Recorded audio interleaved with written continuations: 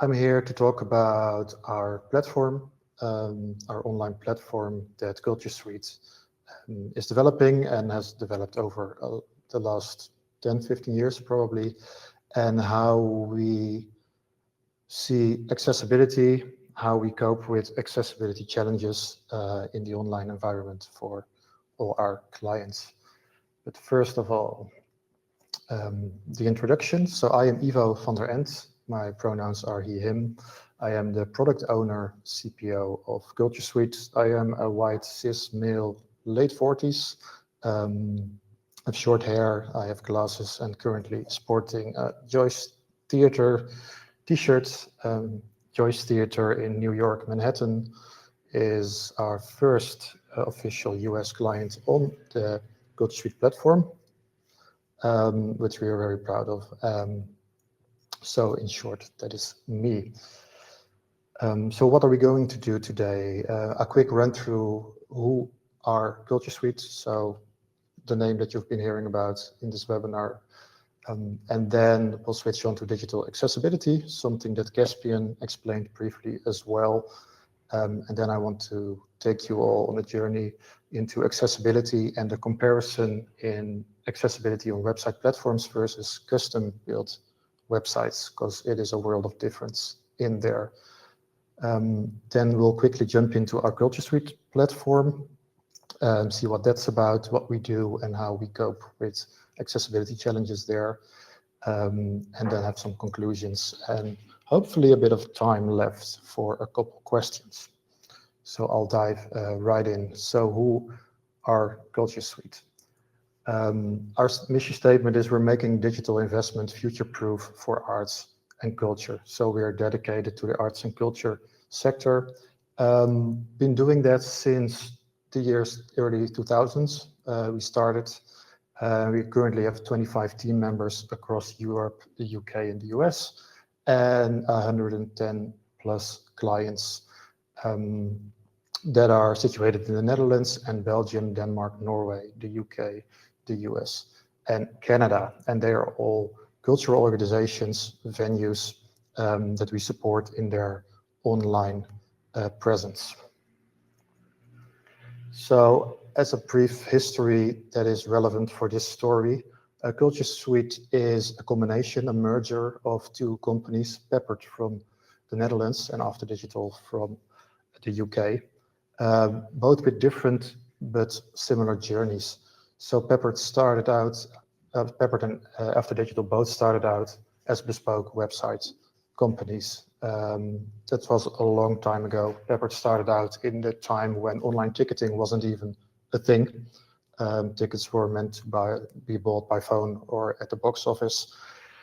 And in those early days, we started already developing the first online ticketing integrations and all the complexity that came with it. And the complexity increased as the years got on. And Peppered, with me included, decided that all that complexity and having to build that complexity for each website over and over again was going to be very challenging very soon. So in our cultural sector focus, we decided to start standardizing online solutions. So online ticketing, online wish lists, accounts, online what's on lists with filters, all these things were usable for all our cultural clients, and we started to standardize that. Now, standardizing doesn't mean it's a full SaaS, software as a service. Standardizing in that moment meant we can copy it from one website to another and have a base to start on, which doesn't mean that if you update that it will update to all websites. But standardizing is a start to save smaller venues a bit of money. So that's how we started off with Peppered. We wanted to make it affordable for smaller venues by standardizing huge chunks of code, front end, back end, and reusing that to have a start point, not from scratch. And then we made the follow-up to turn our platform into a full focus SaaS platform.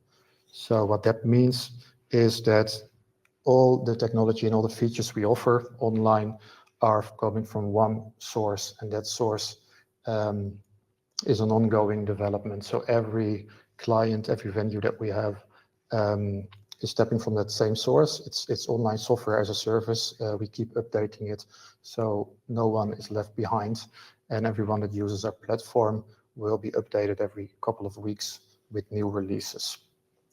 After Digital had a similar challenge when the online landscape became more and more complex. There was more and more money needed to build online ticketing structures, online accounts, connections to event planning. All of those online things, they were becoming rapidly more and more complex. So what they did is actually they needed to focus on the biggest projects with the biggest budgets, because those were the only ones where you can actually guarantee to get a lot of features done and still have a meaningful project. Smaller projects or smaller budgets were simply not enough to deliver the quality that was needed. So they were also struggling with the complexity in the market. They started to partially focus on SaaS, software as a service, with their purchase path, and long story short, found each other, had a lot of similarities, decided to work together and to join forces and to become CultureSuite, both from a history of wanting to make online sustainable.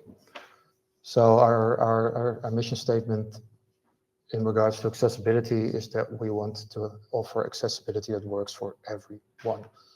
That means building inclusive digital experiences, empowering every online visitor, and having accessibility built into every part of our platform. On screen is a photo of Vincent Bijlo. He is a Dutch comedian. He's also blind, has been for a long time. And we did a research session in his home about him, showing us how he navigates the online world. That was maybe 6-7 years ago, and it made a huge impression on me, because as you see how he navigates through screen readers with a braille keyboard, you realize that there is different people with with such a different world, who need different ways of accessing your services. So a jump now to digital accessibility.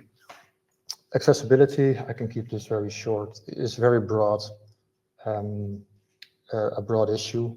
So to be an accessible organization, as you have already seen in the last 2 talks, you need physical accessibility and you need digital accessibility.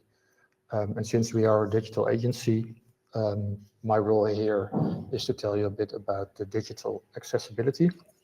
And since we are in a unique position by offering an actual standardized platform for your online presence, for websites, I like to split up digital accessibility into technical accessibility and content accessibility. And the reasons to do that will become clearer later on. But basically, it means there is a technical aspect on your online presence that it might be hard to control yourself. You need experts, you need web builders, you need developers to make sure that the technical foundation is there, which we gladly take care of. And then there is the content accessibility, and content is usually different for each of our clients. It is their own story, their own content, and that's something that our client really wants to focus on, to optimize that and to make that accessible. So that split is key in our platform, as we see later on. In short, the business case for digital accessibility, it's a bit repeating what Caspian said as well. The audience reach, market potential, but I'm glad that he mentioned it as well. It's also huge for your conversion and SEO. So if you get your accessibility right, and if you get your content as accessible as possible, your SEO ratings will increase automatically, because Google is also a visitor of your website. Google also receives information and wants to quickly scan and make sense of what you offer. So by having that in the most accessible way, your SEO goes up. And it strengthens your brand reputation and customer trust. So skipping through the legal compliance landscape, there are different guidelines in place, mostly based on the WCAG. So over to accessibility on website platforms versus custom-built websites. So I think most people in the cultural sector still have their websites built and designed in a custom way. It's getting more and more towards standardized and platform, which it's really great to see. But there are still a lot of venues that have their websites designed and built every 3 years, 4 years, 5 years. You spend a couple $100,000, pounds, euros, whatnot. Focus on accessibility, that's great. It takes a lot of work, so you need a good web designer, you need a good expert in there to help you, but you can do it and you can build that. The problem is you need to do it from scratch 5 years later when you decide you have to build a new website because your old one is getting old. And also the accessibility landscape keeps on evolving. So once you have finalized your website and you are launched and you are live, then there's no standardized mechanism to keep your site up to date with the latest in accessibility. So you need to keep a focus on there and keep an eye out, and also be prepared to invest more as you want to make changes in all the years coming after you went live with your website. So that doesn't at all sound very practical. It can be quite overwhelming and complex, and you are mainly responsible for everything yourself. You as a venue that have your website built, it is you that needs to check if all the accessibility standards are met, recheck, get information about it, make sure how it works, train your staff and your employees. It can be quite challenging. So over to the accessibility advantage with website platforms. So a website platform like ours, but also others, is like a piece of software. I think everyone's familiar with the name software as a service. So that means you get that service for unlimited time. You can have it for the next 20 years, 30 years, 50 years. I'm aiming for 100. Let's see where we end up. But the idea is that this is an evolving piece of kit that you have. So there are huge advantages in that, mainly that you are jumping in a moving train, a train that's already been built. So common accessibility patterns are already solved when you decide to use a website on our platform. Automatic updates and adaptation to new technologies are taken care of. Like our platform is one platform, it's one code base, and so are other website platforms. So every time there is a need to change or to optimize or to introduce new features regarding accessibility, you can just push them out as a new version, as a new release, without having to buy it, without having to call your web builder. These platforms usually just roll out new updates, and you can roll them out to all their clients. So from our perspective, it's also very efficient. So if we introduce new accessibility tools or new improvements, we can offer them to all our clients at the same time. Another great thing, my bullet point 3 here, is there's a shared responsibility model. So we as a company can be responsible about the technical foundation to make sure that the data is being exposed to screen readers, to any kind of browser or medium in such a way that technically it works. And you as a client are responsible for creating accessible content. So we share the responsibility, and we share best practices and ideas, so it makes the burden a bit lighter. Obviously, website platforms come with accessible templates ready to use. That means that if you set up your foundation, it frees up a lot of time afterwards, so you can focus on your actual content creation, which is what a lot of people really want to focus on in the arts and culture. So to summarize that, I have it over here. It's actually, yeah, more of the same. So I'll just gonna skip this. You can read that later on in the slide deck. So what about our platform, the CultureSuite platform? What it's all that about, and how do we cope with the challenges that accessibility throws at us? So our platform is, it's cultural marketing solutions shaped by our cultural venues. So our platform has a lot of features, online features that are needed in the cultural sector. So we're talking about an online website, web shop, bulk mailings, automated mailings, digital signage even for within your venue itself, and wayfinding also within the venue itself. It's all digital data that can be that you can use to communicate with your visitor. So that's our platform, and we really use our community as the main source of innovation. So we are looking for input from our community to drive development. So the entire platform is highly specialized and highly focused on the cultural sector. Our dedicated what's on pages and purchase path integrations, wish list, etc. Everything that you might typically look for or need in a cultural venue website is part of our platform. But for accessibility, we mainly now focus on the website side of things. I'd love to talk about accessibility of a digital signage system that's somewhere in your venue, but that's a totally different kind of accessibility that you have there. So accessibility in our platform, how does that work from a perspective of a product owner? One of the main challenges, I would say, is we try to standardize the technical side and the feature set within our platform without standardizing design.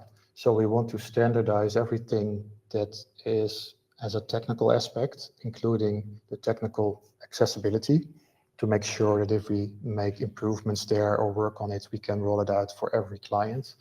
But we don't want to offer a standardized design template that needs to fit everyone, especially on a website. Branding, identity are still very much very important features for our clients to be able to distinguish themselves.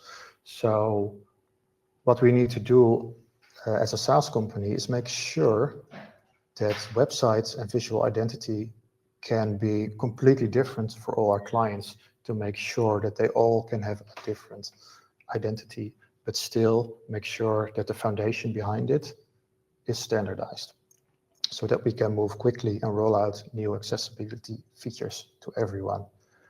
The way we do that, in short, is by building a huge part library in the background. It's like a puzzle, it's like Legos. So our venues, they are able to build their homepages and all the entire site out of different parts that they either use or don't use. So we can create a huge variety visually within structures of websites while having a standardized uniform structure in the background, and all of these parts that you can use to build your website, they are all optimized and as accessible as we can get them at the moment. So all these parts are standardized. They have some parameters. As you see in my screen, there is a screenshot of parameters. So these parts can be customized per client. You can, for instance, tell how many events that you want to put on your home page. You can play with background colors and paddings, and you can play with a lot of things. And then there's our design team that also can create an entire bespoke design on top of that. But the bottom line is, behind the scenes, the foundation is a standardized structure that we can build all these websites on. And that means all these parts that make a website for our client. We take care of the technical accessibility. So that is a wide range of themes and features from big to small. So we are talking about keyboard and screen reader friendly interfaces, obviously WCAG compliant templates and components, automated alt text management. So those big three are what I call technical accessibility. So we as a platform developer need to make sure that if you bring your content in one of our templates, that we can transfer that easily or offer that easily to screen readers. That we make sure that if someone inputs with a keyboard, that they actually input, that they can navigate easily through the website. So that is the kind of technical accessibility that you don't have to think about if you are our client. That is just how the templates should work. Automated alt text management is also a key focus for us. One of the things there is to decide when should you use an alt text, when is an image deemed decorative or when is it informational. Sometimes we can already make those choices for you. Sometimes you can make those choices yourself. So where alt texts end up and how they are, if they are even offered to screen readers, is sometimes a decision we can make already, so you don't have to think about it. And the list goes on and on and on. I think accessibility is never done. It's an ongoing focus for us. I'm not claiming we are 100% accessible either, but we are making big steps. But it will never be 100% probably, because accessibility changes. We are now in WCAG 2.2. It was 2.1. So we will keep on focusing on that. The last example on this slide, just a small thing that I found really funny to share, is pagination in sliders. So on the screen, there's a screenshot of a slider, a carousel, that gets used frequently by most of our venues, in which different events are displayed next to each other. You can slide through them. And our first slider might already have been accessible from a keyboard navigation standpoint, but visually it shows an arrow to the left and an arrow to the right. But in audits, you find out that you also want to inform people about how many items can they expect if they start navigating through a slider. So in our newest version we also introduced a bit of pagination. And those little things are things you might overlook so easily because you just never stop and think about it until you actually ask an expert to take a look at it and do an audit. So our continuous focus on accessibility is well embedded into all phases of our process.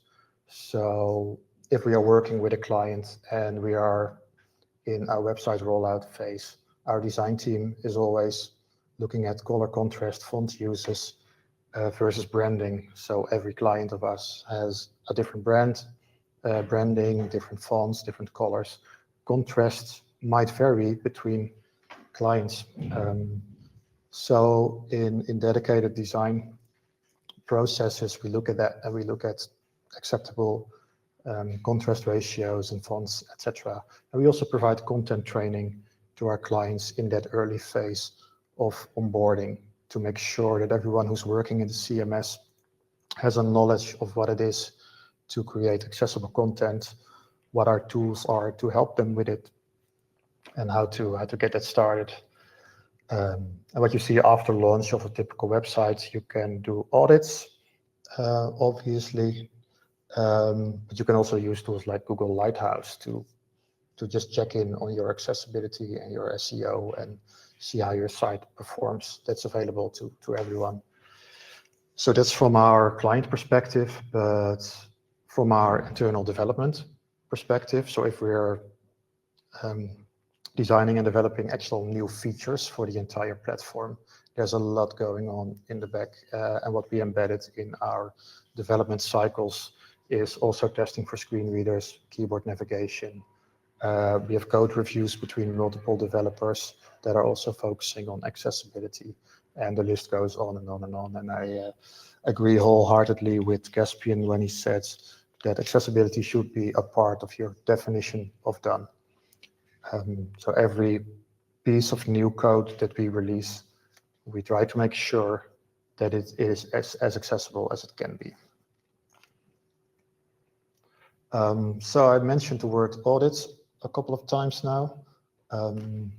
So we have a couple of partners in which we audit client websites or our platform in general, or the dashboard behind the platform in general, which are accessible by design, which you just seen, and accessibility desk. And what we can do with these partners is offer specific audits for venues in the cultural sector. So what we did in the past is we did a couple of general technical audits of both the website and the dashboard behind it. And with technical audits, I mean looking for things that we are responsible for and that we can improve. And attached from that, with our partners, we can also offer content audits for our clients. So that's actually content, that's audits that focus on what you as a client can influence and can improve yourself. And those can have really interesting results. What you see on screen now are 2 screenshots of our project management tool, in which we processed a couple of these audits that were done on a couple of our websites, client side. And we split those audits up into 2 categories. The one category is the results for the clients, and the one category is the results for us as the CultureSuite platform. So that's I think one of the benefits of being a standardized platform is that you can get a lot of audit results away from the responsibility of your client and take it into the development team of the platform. So I'm not rephrasing that very well, excuse me for that. But a lot of audit results are actual technical results that we don't want to burden our clients with. That's just something we will solve. That's just something we will improve and we'll release for all our clients. And no one has to worry about that. It will just get done. So for our clients, a huge benefit is that the actual only audit results that they receive are the audit results that they can influence. So it might be stuff about the color choices of your brand colors and contrast levels, and we'll work together with you to fix that. It might be issues with the readability of your text or your semantics. Actually have a nice bridge to the key learning slides in which they all pop up. So by having an audit dedicated to what our clients can control, the audit gets less complex and more clear and more simple. So when we are looking at these audits and we're looking at the client perspective of these audits, a lot of different things pop up in all these audits, and you can see that in the cultural sector there are some commonalities in struggles with accessibility on the content front. So key learnings from our community with doing these audits is that semantic structure is obviously something that you need to take care of. So that means having proper headings and structures for screen readers and others. And that's often flagged as something that's not 100%. Proper alt text usage, as Caspian also mentioned, something that a lot of people struggle with. From a technical point of view, we always make sure that the alt text field is available for screen readers and others, but that doesn't guarantee that our clients fill in a proper alt text that is a proper description of the actual image. So those are things that come up in our audits. Other things in this list are using text in an image, like an actual image with text photoshopped in there. You cannot read that with a screen reader. Contrast I already mentioned with specific branding. And what you see a lot in the cultural sector is third-party content like video and audio embeds to enrich the experience of the show you might be selling. So a lot of venues use third-party videos from YouTube or a Spotify embed playlist. And you run into all sorts of problems, like is there a caption on that video? Are there other transcripts available for people who cannot access that video? And this pops up time and time again. And I think the good thing is that we create a library of all these topics that we know a lot of our clients are wrestling with. And that means we can also share knowledge about how to solve certain things. Last one in this list is files, PDF documents, also discussed before. A PDF document is often a very easy way to just put content on your website so you don't have to rewrite it, recreate it. To make a PDF accessible is hard work. So every third-party PDF that you receive and put on there probably is not accessible. So the easiest way to fix that is just use the text, but just build HTML pages. Just build a dedicated page from your website in which you have the content of that PDF. That's far more accessible. So to conclude my bit about audits, audits are not about checking boxes. Audits also increase awareness among your team about what it means to create accessible content. That's what I found most interesting by doing the first audits and looking from my perspective into how audits are done. It increases awareness. It focuses you on things that you might have never thought about is also a part of accessibility. So it's hugely interesting to do an audit. And most of all, audits are fun. They are a fun new way, fresh way to look at your online messaging and your website. And finally, that was from a client perspective and a content perspective. From my perspective as a product owner, I've seen we've already improved a lot over the years by doing audits and releasing new accessible features or improving the accessibility of our features. But as I said before, accessibility is not a one-off project. It's an ongoing process. So we also have a platform accessibility roadmap. So there might be things on there that are still in the future and we want to tackle. For instance, we are now looking at built-in color contrast and semantic structure controls and accessibility checkers and helpers all integrated in the CMS. So we want to help our clients in guiding them while they are creating content by noticing if there are decisions being made that might not be accessible, or even preventing decisions that they want to make that are not accessible.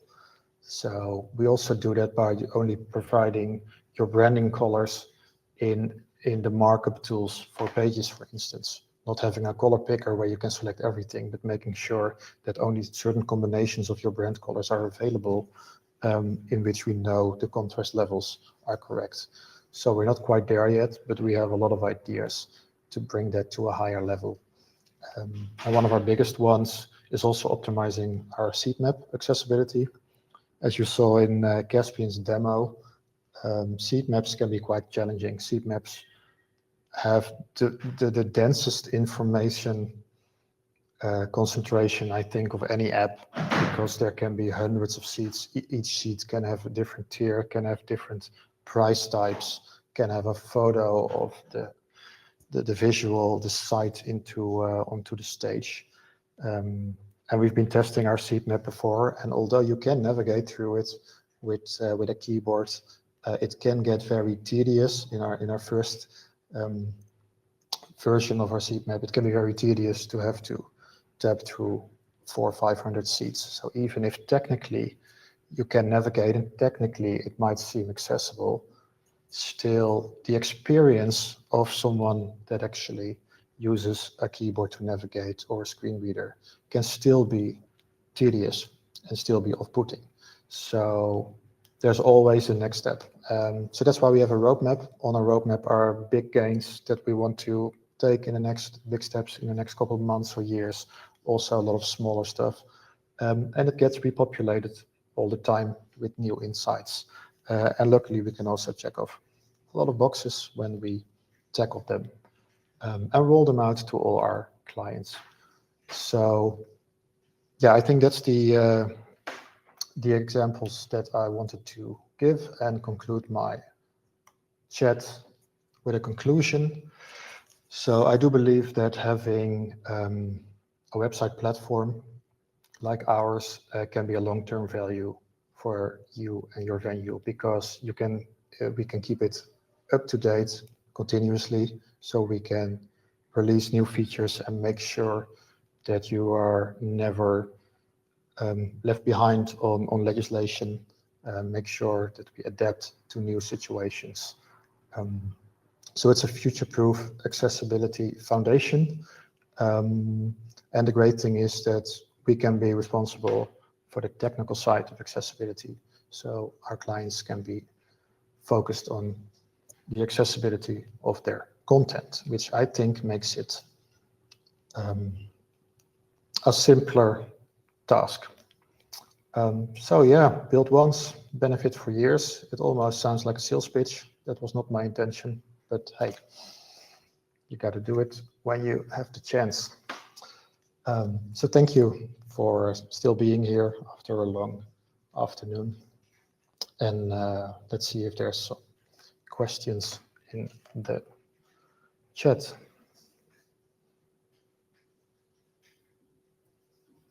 Thanks for that, Ivo. Should we stick it on that final slide just so people can get links to the various speakers and organizations we'd heard from today? I'd like to kick off with a question for everyone. I find the kind of distinction between digital technical accessibility and content accessibility quite interesting.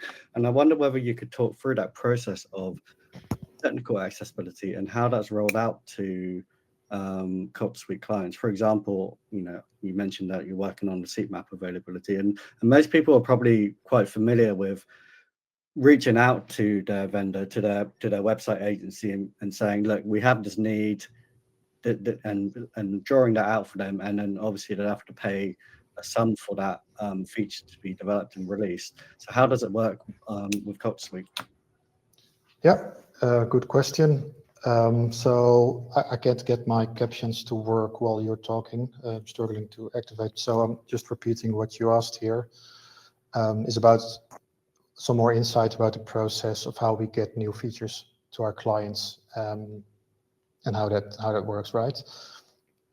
So basically, we have a 3-weekly release cycle, and we have a 3-weekly sprint cycle. And our sprint cycle means our design team, our development team, they work in chunks of 3 weeks on features. When a feature is done in those 3 weeks, it might be released. It might obviously at first be tested thoroughly, and after a test, we might release it. If it's not done, we'll do another sprint and work some more on it. That's what we usually do with bigger teams and bigger projects. And a release is something very interesting, because when we release something, we update all the websites from all our clients. So we will have release notes telling them about new features, and we will be upgrading during the night every 3 weeks with these features. So when you wake up on a Monday morning, your website has leveled up to a new version in which there's new features and improvements that you can read about. And the way we decide on what's in there is by having that roadmap, and that roadmap collects input from our stakeholders, which could be people from the growth team that want to go to new markets, but mainly it's from our clients. It's from our clients that want to expand their features or are thinking about different features or different ways of doing something online. So we usually start conversations with them to find out what they really want to do, and then we find out how that connects to our roadmap and how that connects to the features we already have. Is there a way to integrate it in an existing feature and build on that, or is this something completely new, or can we find an interesting combination? So all that input from our community makes for a roadmap which never ends, which is ongoing with new bright ideas that we are developing and moving forward into more and more realistic shapes until we are ready to actually design them, develop them, and release them. I hope that that makes sense. Cool. Thanks for explaining that. We have a question here from Naomi, which I'll just highlight before I read out. So she asks, I love the idea that you're providing actionable changes through the audits. Out of curiosity, is this a tool that generally works on pre-existing websites or development of new ones, or both? I think maybe she's, I don't know whether that's asking whether the audits are available on pre-existing websites or the actionable changes. I love the idea that you're providing actionable. Yeah, let's wait for her. The tools in general.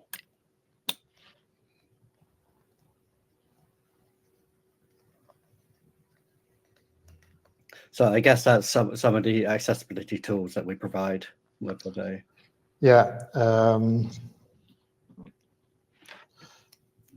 Pre-existing. Yeah. So what you mean, or develop for new ones or both? Now, everything that we develop is for our existing clients and for new ones. I hope I understand the question there. So on our roadmap, for instance, are some tools that will help our users by creating content that is accessible, and by building these tools in our CMS, they will become accessible to everyone. So they will not magically fix a page that you created a year ago, but it will start to communicate with you and say, hey, the page that you made there, you might have a look at that. But it's also possible that we hook up our system with third-party software, like Caspian showed one that is an analytics tool about structures, semantic structures. We might plug in a couple of those to get data from other systems to inform our clients about best practices. I hope that answers a bit of your question. Great, thanks, Caspian. Please feel free to send in any further questions. I'm going to ask another question that's related to the audits. Obviously, we've done audits on our platform and with a range of clients, and as we've alluded to, that we picked up a lot of information there about what needs to be improved on, beyond the kind of finer details of things that weren't accessible and could be improved on. What is it that you and your team learned about accessibility through those audits, whether it's around embedding processes into organizations or something else? Yeah, the main thing is never think that you know enough about, well, basically anything, but about accessibility. It is something that's also the reason why we have our audit partners and why we have other experts in the field, which have their main focus is understanding and communicating what it is that you need to know about accessibility. From a web developer perspective, you learn best practices as you go along. As a web designer, you learn best practices, but most of our developers and designers don't know the full spectrum of what is needed to be fully accessible, and it changes all the time. So the most important things that I've learned from doing these audits with all our partners is not specific technical things, but is realizing the huge range and complexity of what it means to be accessible. So that makes sense. It's not one thing. It's actually just grasping the entire range, and then being able to split that into what can we do about it, so that we don't have to burden our clients with it, and then what can we offer our clients, and making that a more transparent process and a more easy to grasp process for our clients, because this can be very overwhelming when you start doing audits. There can be tens or hundreds of issues being raised, and by being able to divide that between us and the client, it gets far more manageable. So that process, I think, was very interesting for me to actually see, and to be able to work with a couple of pilot clients on that, and see what pops up and where they can focus on and what we can learn.